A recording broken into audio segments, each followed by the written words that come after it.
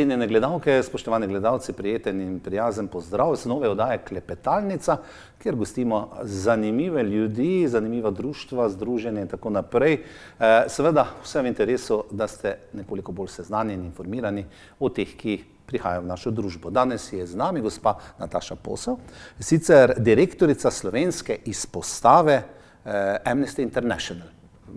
To je organizacija, sodi med najstarejše, ki se bori za človekove pravice in tudi pri nas, Nataša, mislim, da leta 1988, koliko sem uspel prebrati, je bila v tem delu Evrope, v jugovzhodnem delu Evrope, da vam rekel, na Balkanu, prva tovrstna organizacija. In od takrat naprej skrbite za pravice ljudi.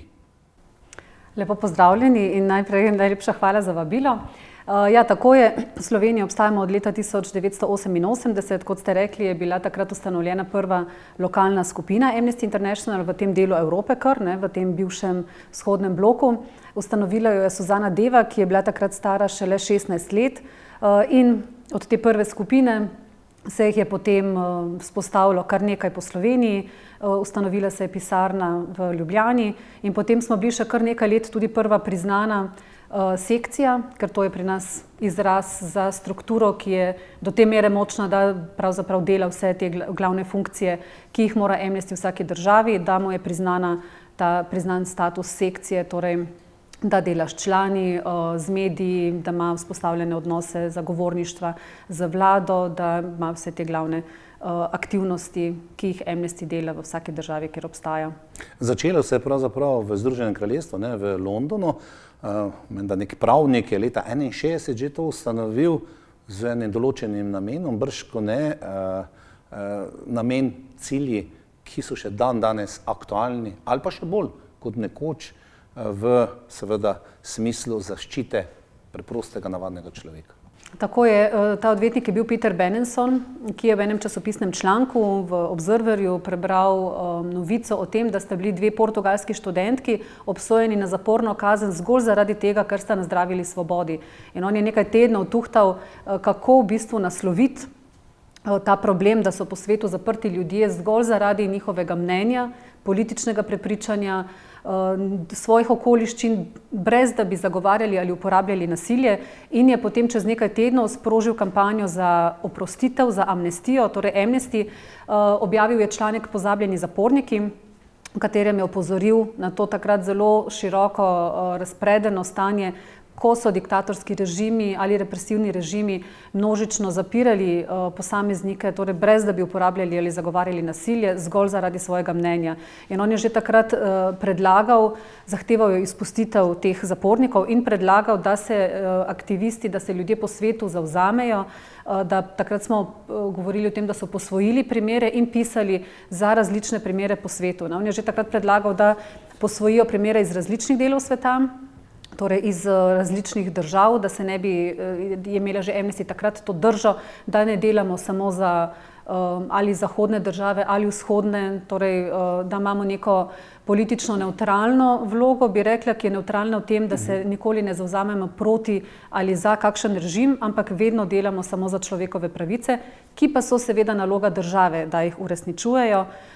Tako da v bistvu ta aktivizem živi še danes vabimo posameznike, naj si bodo to člani ali podporniki, da se za svojim glasom zavzamejo za tiste posameznike ali skupnosti, ki so ogrožene, in ta način pisanja apelov ali peticij je v bistvu še danes ena glavnih načinov, kako v bistvu lahko posamezniki prispevajo k temu, da se na nek mogoče skrit problem opozori in da se zahteva izboljšanje. Nataša, rekli ste apolitično, ne zanima vas, so levi, desni na oblasti, kakorkoli, ampak izključno človekove pravice. Gre za nevladno organizacijo, kar številne so kasneje pojavile v tem našem prostoru, pa da se vrnemo nazaj iz Združenega kraljestva v Slovenijo. Zdaj danes ravno nekih zapornikov ni takšnih, ki bi bili morda politično zaprti, kar je bilo to v preteklosti ali kakorkoli drugače, ampak seveda se zavzemate za ljudi, zaradi nenasilnega delovanja pa so jim kratene človeške pravice, prisilno izseljeni, izginuli, izbrisani. To pa je To pa so teme aktualne, tudi rasa, vera, ne, je tukaj, za katere se spolna usmerjenost, recimo, ne, zagotovo dan danes še kako pomembno, ali pa za tiste, ki jim odrekajo pravzaprav svobodo govora, izražanja, zbiranja in tako naprej, tudi do kršenja ekonomskih in socialnih pravic. Tega, kar sem zdaj našteval, kar veliko, ne, kar veliko, imate veliko dela, moram reči, ne, vaše sodelavke, sodelavci morajo biti kar precej aktivni, ne, pri tem pa ne nazadnje spremljanje zadev. Kaj je recimo, ko bova šla k nekaterim vašim zadnjim tem večjim akcijam oziroma dogodkom, kaj pravzaprav je najbolj pereče v Sloveniji za slovensko izpostavo Amnesty International? Ja, mogoče če se vrnem samo na to, ko ste rekli, da smo nevladna organizacija, ne, je res, v našem primeru smo nevladna tudi iz tega vidika, da za naše delo, za nasprotovanje kršitvam človekovih pravic ne sprejemamo denarja strani države, torej za kakšne projekte iz evropskih sredstev ali državnih zaprošamo samo izjemoma za projekte izobraževanja, sicer pa za naše delo ne sprejemamo denarja strani države, tako da smo za to delo v celoti odvisni od naših prostovoljnih prispevkov, ki jih prejemamo od članov in podpornikov, članov in članic, in se jim najlepše zahvaljujem, jih imamo iz cele Slovenije in jih je 11 000 v Sloveniji, ki z mesečnimi rednimi donacijami pravzaprav omogočajo naše delo že pravzaprav zadnjih 20 let. Tako da, no, še to bi omenila, da v Amnestyju je še mogoče ta nekaj, kar nam da dodatno moč, je to, da tudi ko se je Amnesty ustanovil recimo na mednarodni ravni, je že so obstajale številne lokalne organizacije, ki pa v režimih, ki so zelo represivni, ki zatirajo človekove pravice, ne morejo biti dovolj močne in učinkovite, ker so velikokrat ravno tudi zagovorniki človekovih pravic in aktivisti žrtev napada in omejevanja njihove in svobode govore, celo prostosti in celo njihova življenja so ogrožena velikokrat in je ravno ta moč, ki jo imamo s tem, da delamo globalne kampanje, da se za kakšen primer za skupnosti lahko aktivira pravzaprav cela baza po svetu, je ravno to, kar nam da dodatno moč in tudi za Slovenijo so bile že sprožene te mednarodne akcije, od recimo beguncev še iz Bosne in Hercegovine, potem recimo proti izgonu izbrisanega Alija Beriše nekaj let nazaj, ne, do zdaj recimo imamo tudi v teku mednarodno nujno akcijo za Jašo Jenulla, ki mu grozi preko 40 000 evrov globe oziroma stroškov, ne globe, ampak policija od njega terja oziroma vlada, ne, skozi državno odvetništvo terja plačilo stroškov za varovanje protestov. Tako da velikokrat aktiviramo torej celo mrežo po svetu, naj si bo to v tem primeru za Slovenijo ali za druge akcije po svetu. Res je, da v Amnestyju delamo, pokrivamo torej zelo široko polje človekovih pravic in delamo po prioritetah, tam, kjer vidimo, da so stvari zelo nujne za reagirati. Ponekod so bile to stvari, na katerih še drugi niso delali, naprimer pravice Romov, je bilo manj v bistvu ali organizacij ali drugih, ki bi recimo delale na veliki stopnji izključenosti romskega prebivalstva oziroma otrok recimo iz izobraževalnega sistema ali na tem, da imamo še zdaj recimo naselja na jugovzhodu države, ki živijo brez elektrike in vode. Naprimer, tu smo imeli že leta nazaj, smo začeli z delavnicami za šole, tukaj je en tak primer takega plakata in delavnice hkrati o pravici do vode, ne. Veliko smo imeli zagovorniških akcij in tako naprej. Danes, recimo v tem primeru sem omenila nujno akcijo za Jašo Jenulla v času protikoronskih ukrepov, smo imeli veliko omejitev, ki smo jih spremljali tudi z vidika človekovih pravic, recimo omejevanje pravice do protesta, naprimer. Seveda večina človekovih pravic ni absolutnih, to pomeni, da jih lahko zaradi kakšnih vzrokov tudi omejimo. Absolutna je recimo pravica, da nihče ni mučen, ampak ne vem, ostale pravice se lahko omejijo, kadar zasledujemo nek legitimen cilj, kadar gre za sorazmerne ukrepe, ne, in kadar so tudi te omejitve narejene na zakonit način. In recimo to, da smo imeli v Sloveniji kar 6 mesecev popolno prepoved protestov, je bilo nekaj, kar je v nasprotju z standardi človekovih pravic, ker če imamo dovoljenih recimo v enem Mercatorju ali pa Sparu ali pa kjerkoli v zaprtem prostoru po 200 ljudi, ni razloga, da tudi na odprtem prostoru ne bi bilo določeno število ljudi in omogočeno, da izrazijo svoje mnenje na miren, na miroljuben način. Tako da je čeprav se zdaj v bistvu ti ukrepi sproščajo, se iztekajo, pa še vedno vidimo, da vlada naslavlja nekatere udeležence, kot naprimer Jašo Jenulla, s tem, da so naznanili tudi veliko večje število, veliko večji znesek, torej policija je priglasila za skoraj 1 milijon evrov škode zaradi varovanja protestov, 972 000 in še nekaj več. In v državnem odvetništvu so nam približno 2 tedna nazaj potrdili, da imajo v pripravi 27 zahtevkov za poplačilo. V tistem trenutku je bilo nekaj čez 250 000 evrov. Z vidika človekovih pravic je terjati stroške policije od udeležencev miroljubnih protestov nedopustno in je v nasprotju s tem, s to obvezo države in s tem policije, da mora proteste omogočati, po eni strani jih dovoliti, po drugi strani pa aktivno omogočati. In to pomeni, da mora tudi varovati proteste, da mora poskrbeti tudi na za tiste morda posameznike, izgrednike, ki bi morda lahko to sprevrgli, ne? Ja, tudi to gre pod to varovanje in je nedopustno zdaj, da plače policistov, ki so recimo zaposleni v policiji, ali tudi recimo tudi, če bi šlo v kakih drugih primerih še za kakšne druge stroške, tega ne more prevaliti na protestnike in to so v bistvu že ugotovili tudi Združeni narodi v kakšnih primerih, da gre tukaj za kršitev mednarodnih obveznosti posameznih držav in ta obveza policije velja tudi za shode, ki so lahko prijavljeni ali pa tudi, če niso prijavljeni. To, da shod ni prijavljen, še ne pomeni, da je nezakonit, naprimer, in tudi v bistvu pokriva dejanja državljanske nepokorščine. Tudi v teh primerih policija teh stroškov ne more prenesti na udeležence protestov. Poleg tega smo v koroni recimo spremljali ravnanje z starejšimi v domovih za starejše, potem se fokusirali tudi na pravico oziroma na pojavnost nasilja v družini. Lani na Poti ob žici smo imeli osveščevalno kampanjo, v kateri smo opozorili, da je to, ali se posamezniki zmorejo, statistično gre za ženske, ker so preko 90% žrtve nasilja ženske. Torej, ali se bodo ženske zmogle iztrgati iz kroga nasilja, je velikokrat odvisno od tega, kako bodo reagirali tisti, ki se jim ženske zaupajo, ali bodo verjeli, ali bodo znali pomagati, poslušati, zaupati, verjeti, podpreti ženske v odločitvah, znali ponuditi konkretno pomoč. Včasih gre za pomoč pri, otrokih, pri nastanitvi, tudi finančno ne navsezadnje. In skupaj z Društvom za nenasilno komunikacijo in SOS telefonom smo imeli tako osveščevalno kampanjo, ki jo sedaj tudi ponujamo v bistvu v druge kraje. Za nami je 30. obletnica izbrisa, smo tudi tukaj osvetlili še vedno odprta vprašanja. Tudi z našo peticijo, ki je bila naslovljena na predsednika Pahorja, smo pozivali k opravičilu, k uradnemu opravičilu države. Mislim, da je prišlo. Ki smo ga tudi doživeli.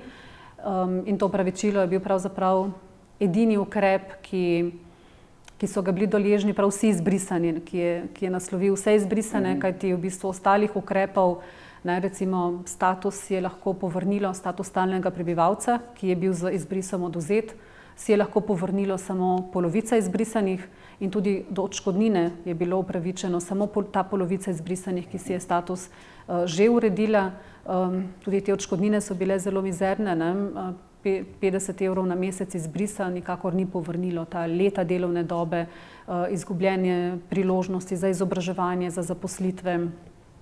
Številni pa so seveda ostali izven meja Slovenije, ker so se izgoni dogajali v stotinah, najbrž v tisočih, o tem niti nimamo dokumentacije. Tako da je pri opravičilu res šlo za ukrep, tudi ki je del poprave krivic, kot neko moralno zadoščenje in tudi del tega, da ohranjamo spomin živ, ki je prav tako zelo pomembno tudi, da se kaj takega ne more ponoviti. Nataša, prav ta zgodba izpred 30 let, recimo izbrisanih, menite v vašem Amnesty International, da je to tudi posledica, nepravilne tranzicije v demokracijo. Nenazadnje so demokracije po svetu v zahodnem delu, ki so stare 100 let, pri nas pa je stara demokracija, zdaj bova rekla 30 let, nekaj več. Je to posledica neznanja, nepripravljenosti ali pa zgolj morda samo ene politične opcije, ki je to naredila in se ni zavedala pravzaprav, kakšne posledice nosi to za sabo? Ja, 30 let kasneje bi težko rekli, da se takratna oblast ni zavedala, v kaj gre. Na vse zadnje imamo zdaj na voljo dokumente, ki jih mogoče prva leta ni bilo, recimo različne depeše. Med njimi je tudi depeša takratnega ministra za notranje zadeve Bavčarja, v kateri je prepoznaval, da gre za esencialne pravice, kot jih je takrat imenoval, da so ljudje življenjsko vezani na Slovenijo, ampak je vseeno predlagal, da se pridobljene pravice odmislijo. So se torej zavedali, zakaj gre, da bojo ostali brez življenjsko pomembnih pravic, ki so jim bile do takrat omogočene. Tako da v bistvu ni več dvoma, da gre za dejanje, za katerega se je oblast zavedala in o tem, kolikšno število ljudi bo prizadel izbris in tudi kakšne bodo te posledice. In izbris se je zgodil leta 91 oziroma leta 92, se pravičujem. Prva odločba Ustavnega sodišča, do prve te odločbe je prišlo leta 99, kasneje je sledila še ena in v bistvu je, tudi če bi na začetku bilo karkoli, če bi rekli, da ni bilo v polnem jasno tudi v javnosti, kaj so bile posledice, kako hude so bile, za kako hud poseg v pravice oseb je šlo, je bilo pa tekom kasnejših let veliko priložnosti, da se to popravi, da se povrnejo statusi, da se popravi škoda, pa se vendarle to ni zgodilo. Ja, tako da bi rekla, da ena krivica je bila storjena z izbrisom, potem je bila pa druga storjena še s tem, da se je z rešitvijo tako dolgo odlašalo in se še do zdaj pravzaprav ni zgodila, ker to, da so si statuse lahko povrnili samo nekateri, da je zakon, ki je urejal statuse, ki naj bi jih uredil, je imel veljavo samo 3 leta, imel je zelo stroge pogoje, do katerih si nekateri, ki so bili izgnani, v bistvu niso zmogli dokazovati, recimo, ena skupina ljudi bi morala dokazovati, da so se poskušali vračati v Slovenijo, o tem seveda ni bilo dokumentacije. Poleg tega, če so imeli otroke, ki so bili rojeni v tujini, se v Slovenijo niso mogli vrniti. Tako recimo tudi Ali Beriša, ki je zmagal na Evropskem sodišču za človekove pravice, pa mu ta zakonodaja, ki je urejala statuse, vendarle ni omogočila, da bi se v Slovenijo lahko vrnil z otroci, ki so bili rojeni v tujini. In šele po posredovanju urada predsednika republike mu je bilo omogočeno čisto tako kot individualnemu primeru, ampak za vse ostale, ki so bili v podobnem položaju, pa to ni pomagalo in je v bistvu bil to ukrep, ki je bil že napisan na tak način, da je nekoga odvrnil. Kdo se bo pa vrnil brez otrok, ki jih je, brez družine, ki si jo je morebiti ustvaril, potem, ko je bil izgnan iz Slovenije. Vračava se nazaj k eni akciji Pot ob žici, ste že omenili, Nataša, da gre za seveda nasilje nad ženskami, zgodba, čeprav naslov bi lahko tudi kaj drugega pomenil. Samo toliko, omenili ste, da vsi tisti, ki so vključeni, ki izvedo in tako naprej. Po drugi strani, nisem vas hotel prej prekinjati, ženske, ki se izpovedo nekomu, koliko je takih, ki si tega ne upajo. To pa je zopet eno vprašanje. Ja, vsi smo za to, vsaj družba kot takšna, na papirju, v navednicah, da treba ženske zaščititi. Ampak nekatere niti tega ne povedo. Pa se najmanj mislimo v naši soseščini, v naši družbi, da moški izvajajo nasilje nad ženskami, nad ženo, nad soprogo, nad sestro in tako naprej. To mislite, da Slovenija se odpira tudi na tem področju, oziroma ženske dojamejo, imajo več načinov, kot ste dali, društva so za to, SOS telefon in tako naprej, da se pomaga tem ženskam, ali pa še vedno nekako tisti patriotizem, nekdanja vzhodni del naše države, ženske za doma, za kuhati pa za prati, pa naj tako bo.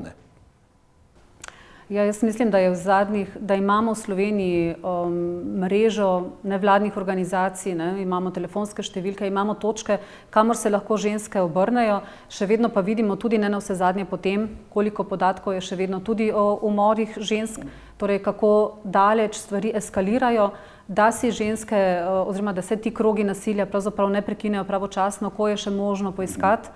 Vsaj pomoč, ne bom rekla, zdaj je možno te družinske situacije popraviti ali ne, ampak da je možno vsaj se iz tega nasilja izstopiti.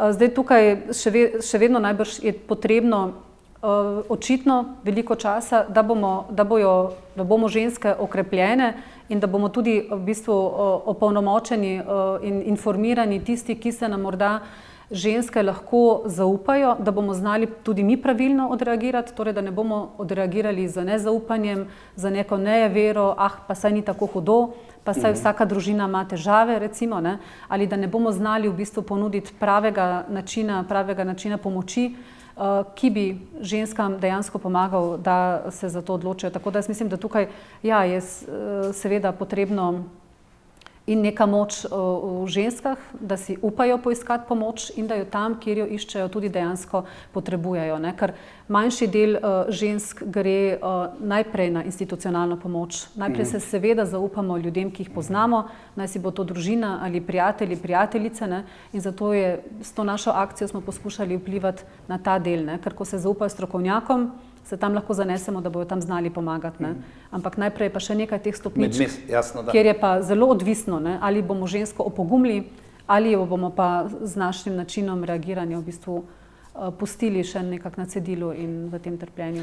Nataša Posel, direktorica slovenske izpostave Amnesty International, kaj pa nasilje nad moškimi, to pa ne obstaja bojda, ne?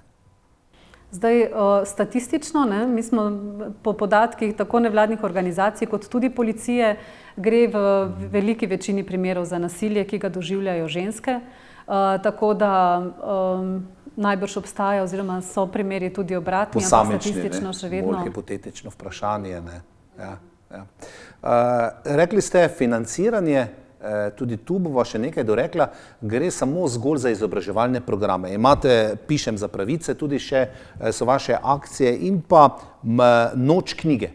Mislim, da je to izobraževalni del. Kako to poteka pri vas oziroma kako je potekalo v preteklosti? Ja, izobraževalne aktivnosti so pri nas zelo močen steber našega dela, ker to nekako obravnavamo kot neko obliko preventive, torej če bomo sami poznali svoje pravice, jih bomo znali bolje braniti, torej svoje pravice, in bomo tudi bolje vedeli, kako spoštovati pravice drugih. Tako da že pravzaprav od samega začetka Amnestyja smo delali z skupinami v šoli, z učitelji, pa tudi z skupinami učencev, učenk in dijakov, dijakinj. No, v zadnjih 20 letih smo razvili predvsem močno mrežo učiteljev in učiteljic v osnovnih šolah. Imamo preko 1100 torej teh delavcev, ki delajo z mladimi v osnovnih in srednjih šolah, ki jih vsak mesec servisiramo, oskrbujemo z izobraževalnimi gradivi in s predlogi za aktivnosti. Naj si bo to recimo sodelovanje na poti ob žici. Zdaj omenili ste noč knjige, ne? Recimo vsako leto vabimo k prebiranju določene knjige, ponavadi imamo 2 za osnovno šolo in za srednjo šolo, letos je to Mavrična ribica in pa knjiga Nike Kovač, Pisma tebi, in potem predlagamo aktivnosti, ki jih šole izvedejo skupaj s prebiranjem knjige. Pred korono so to bile včasih tudi večerne, včasih so tudi prenočili v šolah, ne? So bile to aktivnosti tudi, kamor so bili vabljeni starši. V zadnjih 2 letih smo se tudi tukaj morali upreti bolj na delo nadaljavo, ampak računamo, da se bo spet to razvilo in ponovno zacvetelo v takih osebnih oblikah. Tako da otroci pišejo tudi za pravice. Lansko leto recimo je bila ena izmed peticij, ki smo jih delali tudi za Slovenijo, so bili pozivi za okrepitev kapacitet socialnih delavcev in delavk oziroma svetovalcev in svetovalk na šolah, in rezultat, oziroma tukaj smo tudi mi doprinesli, da so se sedaj omogočile dodatne zaposlitve na srednjih šolah, in je to zagotovo tudi uspeh, poleg tega, da je tudi v Pišem za pravice bila uspešna tudi peticija za opravičilo v imenu države izbrisanim. Poleg tega pa pišemo tudi za primere za posameznike ali skupnosti v tujini, naprimer za kitajsko novinarko Zhang Zhan smo pisali zato, ker je bila zaprta zgolj zaradi poročanja o vzrokih in razmerah v Wuhanu. Kitajske oblasti so odpeljale v zapor preko 600 kilometrov stran od Wuhana, brez tega, da bi obvestili svojce. Zelo dolgo se ni vedelo, kje sploh ta novinarka je. Kasneje je gladovno stavkala kot protest in na sojenje je prišla recimo kar na invalidskem vozičku, tako da smo pisali za njeno izpustitev, ali naprimer za aktivistko iz Mehike, Wendy, ki je bila ustreljena na protestu zaradi žrtev nasilja nad ženskami, je bila tudi sama ustreljena, bila je ranjena, ni umrla, ampak se sedaj tudi bori za to, da bo ta njen primer raziskan, preiskan in da bodo storilci kaznovani. No, poleg tega, da izvajamo izobraževanja in delamo predvsem z učitelji in učiteljicami na osnovnih in srednjih šolah, smo pa v lanskem študijskem letu pričeli z Akademijo Amnesty, to je pa program za študente in študentke. Sedaj ga gostimo na Univerzi v Ljubljani in je na voljo vsem fakultetam Univerze v Ljubljani. Imeli smo pa cel semester, kjer so študentje in študentke lahko pisali obštudijsko dejavnost in je bilo to kot neke vrste izbirni predmet, kjer so delali vsebine človekovih pravic skozi teorijo, torej skozi neke predstavitve na vajah in potem še skozi praktično delo, kjer so lahko izbirali med temi številnimi kampanjami, ki jih delamo, od izbrisanih do kampanje proti nasilju nad ženskami. Priporočali so literaturo, filme na temo človekovih pravic.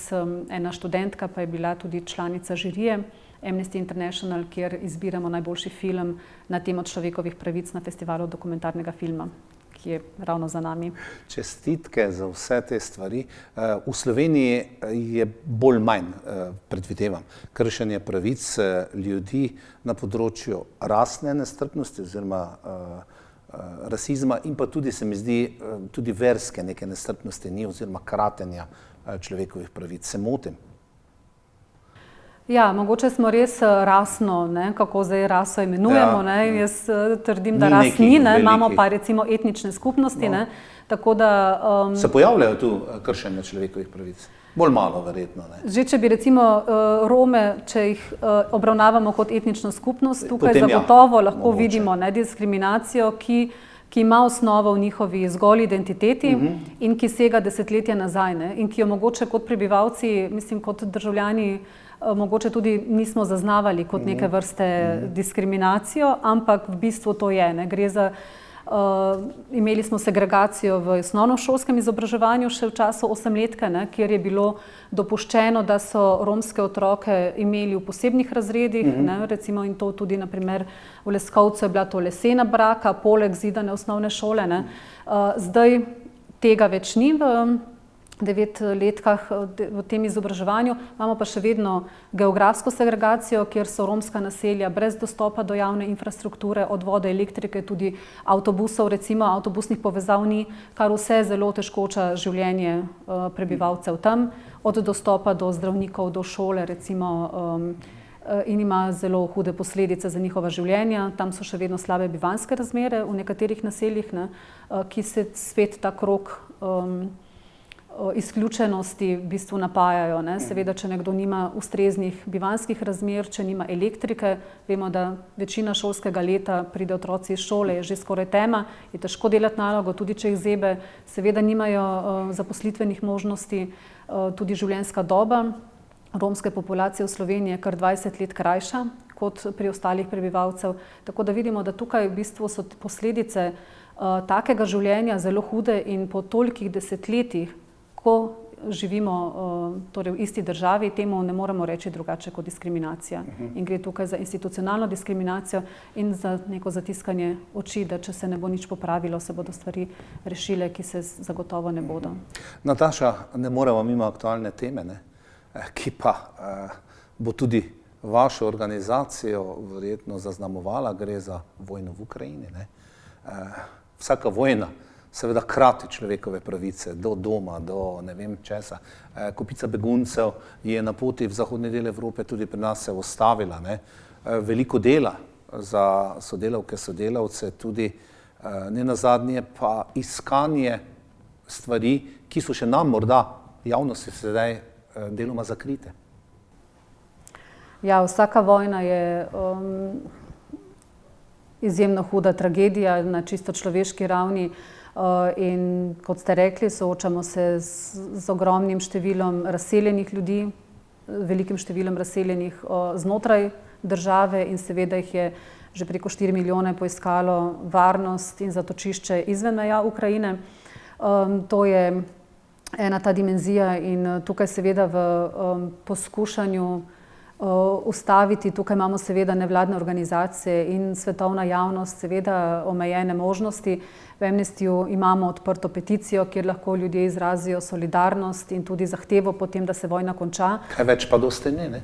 Kot organizacija pa potem še zelo spremljamo stvari na terenu, tudi s pomočjo satelitske tehnologije. Imamo tako imenovan Evidence Lab, laboratoriji, kjer v bistvu zbirajo dokaze o tem, kaj se je točno zgodilo. Seveda nismo v stanju, tako kot je, ne vem, ko se je Amnesty ustanovila leta 1961, so velika številna poročila sploh dala na dan, kaj se je dogajalo.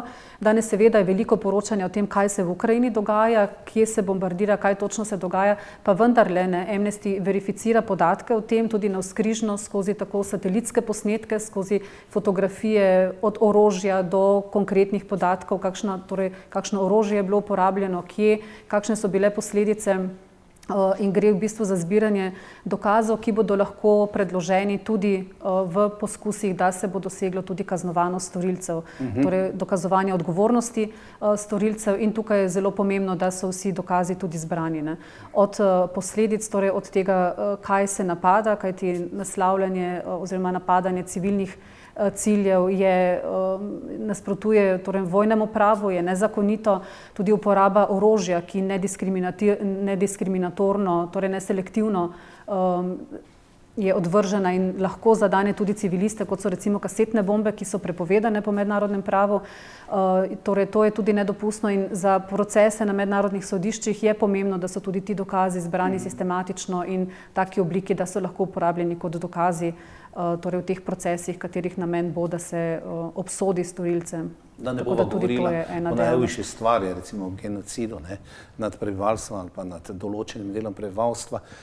Prav to, kar ste sedaj, Nataša, povedali, se pravi preverjanje, navzkrižno preverjanje podatkov, namreč v današnjem sistemu informiranja, socialnih omrežij in tako naprej se pojavljajo tudi dezinformacije, kupica dezinformacij, namerne, hote, in tu vedno se najdejo ljudje, ki podvomijo v neke. Vi ste verodostojni, Amnesty International, za to vrstno podanje in za temi podatki stojite z dokazi. To je verjetno najbolj pomembno dan danes.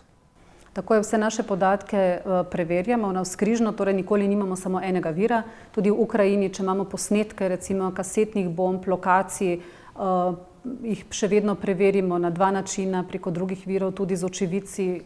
Naši raziskovalci intervjujejo tudi ljudi, ki so zapustili Ukrajino ali pa ki so v Ukrajini. Danes je to možno tudi na oddaljen način in tudi sicer je to način našega dela, da vedno preverjamo informacije navzkrižno. Kadar je možno, pridemo v stik z osebami, kadar gre za vojne konflikte, če so stvari tam prenevarne, se pogovarjamo z begunci, mogoče za mejo. Recimo tudi v Etiopiji, ne vem, smo intervjuvali begunce, naprimer iz Čada ali v Sudanu, recimo v preteklih konfliktih ali kjerkoli drugje. Tako da gre, po eni strani danes gre tudi za boj proti lažnim novicam, da imamo verodostojne podatke, v velikih primerih pa dejansko poročila, ki jih objavimo, pravzaprav določene kršitve sploh prinesejo v javnost. Nataša, prihodnost Amnesty International, dela vam ne bo zmanjkalo. Pojavljajo se takšne in drugačne težave, kratenje človekovih pravic, vse povsod, ne samo, bomo rekli, v neciviliziranih delih sveta, tudi v tistih demokratičnih, civiliziranih. Torej, ni se bati, da tudi verjetno zato, da bi pozornost Amnesty International upadla ali da bi, bomo rekla, razvodnela, se izgubila nekje v vseh teh problemih, ki nastajajo danes na svetu. Pozornost Amnestyja bo zagotovo ostala na vseh vprašanjih, kjer so potrebna, kjer se kršitve dogajajo in kjer z našimi kapacitetami to zmoremo. Je pa pomembno tudi, da zmoremo ohraniti pozornost javnosti, naših članov, aktivistov in drugih na to. V Sloveniji smo, se mi zdi, da v zadnjih 2 letih prišli do tega, da smo mogoče človekove pravice začeli jemati bolj osebno, smo bolj izkusili tudi, kaj pomeni to, da so nam omejene, da so nam kratene v bistvu na lastni koži. Tako da so na nek način tudi postale, sedaj se ukvarjamo s pravicami, za katere si pred epidemijo nismo niti mislili mogoče, ne, da nas bodo letele. Naprimer, omejevanje pravice do svobode izražanja ali gibanja, do pravice do mirnega zbiranja, recimo, ne. Tudi neodvisnost medijev. Ne. Lani smo bili priča suspendiranju financiranja Slovenske tiskovne agencije za tako dolgi čas. Skratka, smo na tem, da so nekatere pravice, ki jih v bistvu v preteklosti nam ni bilo potrebno misliti na njih kot na problem Slovenije, se zdaj z njimi soočamo. Tako da je res potrebno, da se zavedamo, da nek nivo pridobljenih pravic nikoli ni sam po sebi umeven, da moramo v bistvu tukaj in da tukaj moramo v bistvu imeti vedno budne oči, ne samo neke organizacije, ki se s tem ukvarjamo, ampak tudi pravzaprav vsak posameznik, ne, ker pride do tega, da so vsakomur lahko pravice kršene in takrat moramo vedeti, kako jih lahko naslovimo na učinkovite načine. Ne. In tudi pravzaprav skozi delo nevladnih organizacij nas je to obdobje tudi naučilo, da lahko smo na nekaterih ravneh veliko učinkovitejši, če sodelujemo. Mi smo pravzaprav skoraj da vse probleme, vse izzive, ki smo jih naslavljali v preteklih letih, številne smo naslavljali v koalicijah z nevladnimi organizacijami. Lani smo pa, dobro leto nazaj, smo bili eni izmed soustanoviteljic tudi pravne mreže za varstvo demokracije, kjer smo v bistvu s to združitvijo moči in tudi s tem, da smo pritegnili mrežo številnih odvetnikov in odvetnic, lahko naredili veliko več, kot bi lahko vsaka organizacija posamično. Tako smo pomagali preko 1300 posameznikom recimo in posameznicam ali s pravnimi nasveti ali s pravnim zastopanjem. Zmagali smo tudi z ustavno pobudo in naredili številne druge pobude, prijave in tako naprej. Tako da v bistvu res en apel vsakomur, naj res našega nivoja zaščite človekovih pravic nikoli ne vzamemo kot samega po sebi umevnega in velja poziv, da se vas torej vabim, da se vsi, ki naj jo gledajo in poslušajo, prijavijo na naše novičke, spremljajo naše delo. Vsi, ki delajo z mladimi, torej v šolah, se prijavijo na novičnik Šole človekovih pravic, če delajo na visokošolskih zavodih, fakultetah, univerzi, na naš novičnik, ki ga imamo za profesorje in profesorce tam. In vabim se, da smo po eni strani budni na to, kaj se dogaja okoli nas in da naredimo, kar je v naši moči. S tem čudovitim apelom, seveda nagovorom našim poslušalkam in poslušalcem, se vam Nataša Posel, direktorica slovenske izpostave Amnesty International, zahvaljujem, da ste si vzeli čas, prišli, da sva govorila o tej vaši svetovni organizaciji, ki je še kako potrebna tudi dan danes. Hvala, da ste bili v našem studiu in vse dobro v prihodnje. Hvala lepa in hvala vam za vabilo. Cenjene gledalke in gledalci, današnja oddaja Klepetalnica z Natašo Posel, direktorico slovenske izpostave Amnesty International, in verjamem, da ste tudi vi malo bolj ozaveščeni po tem najinem prijetnem pogovoru. Do prihodnjič, pazite nase, zdravi mi ostanite in srečno.